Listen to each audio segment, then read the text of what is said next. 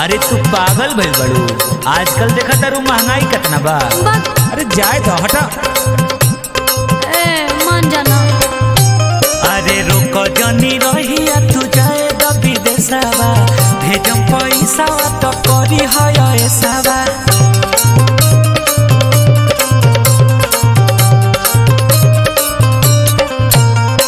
रुको जनी रहिया तू जाए द विदेशवा भेजम पैसा तो करी है ऐसावा। हाँ तो हमरो सुना का कहा ए हो करबो लड़ाइया न मामा ले बजे दुबैया के करबो लड़ाइया न मामा ले बजे दुबैया के बार देबो मछ से राजा तोहरा कमैया के बार देबो मछ से राजा तोहरा कमैया के।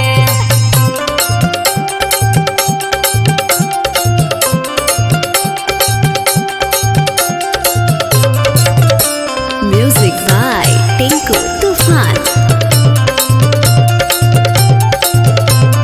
ए हो एगो बात कही कहा देखो तो एही जा लोग गजरा मुरई बेच के मार नोट पर नोट छाप के ध देलक। अरे तोरा कहे के मतलब का बा।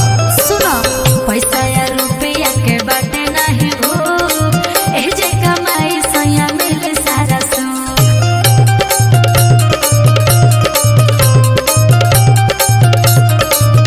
अरे सुनो सुनावा बदलल जमाना अपन बदलना बिचरवा दुनिया ना हो बड़ी कम मिलेला गौवा में पगड़वा दुनिया। खर्चे कितना बा हनु कैसे चली जाइबो नहीं छोड़म कोलैया के कैसे चली जाइबो नहीं छोड़ब कोलैया के बारी देबो मछ से राजा तोहरा कमैया के बारी देबो मछ से राजा तोहरा कमैया के।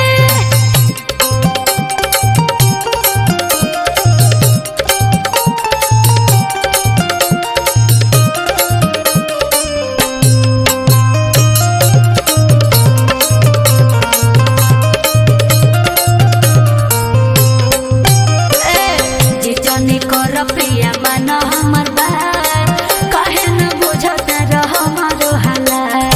अरे जिया